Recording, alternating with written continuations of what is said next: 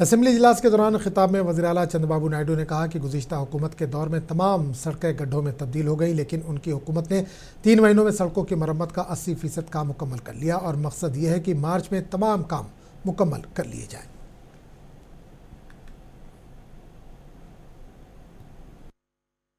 ఈ పోర్ట్లు ఇవన్నీ మీరు చూశారు.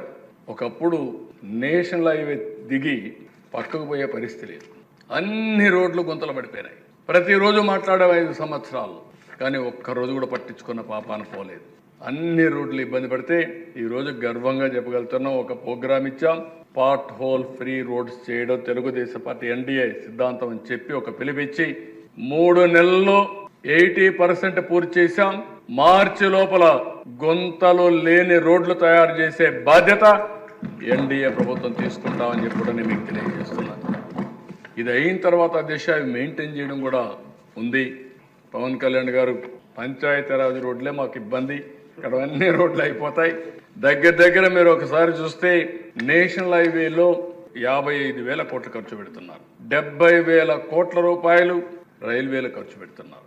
R&Bలో ముందుకు పోతున్నాం. ఇంకో పక్కన మీరు చూస్తే ఏదైతే పోర్ట్లు ఉన్నాయో పోర్ట్లని పీపీపీలో వెళ్ళిపోతున్నాం, ఎయిర్పోర్ట్లు వెళ్తున్నాం. కాబట్టి ఈ రాష్ట్రాన్ని ఒక మంచి లాజిస్టిక్స్ హబ్గా తయారు చేయాలని, అందులో కూడా తీర ప్రాంతం ఉంది. పోర్ట్లు వస్తే మ్యానుఫ్యాక్చరింగ్ హబ్గా తయారవుతుంది, ఉపాధి అవకాశాలు వస్తాయి. ఇలాంటి అన్ని వర్కౌట్ చేస్తున్నాం. ఇది చేసిన తర్వాత మీరు చూస్తే దిశ ఇక్కడి నుంచి ఏమేమి చేయాలనో అన్ని కూడా మనం వర్కౌట్ చేసుకుంటే ఒక మంచి లాజిస్టిక్స్ హబ్గా ఈ రాష్ట్రం తయారయ్యే పరిస్థితి వస్తుంది.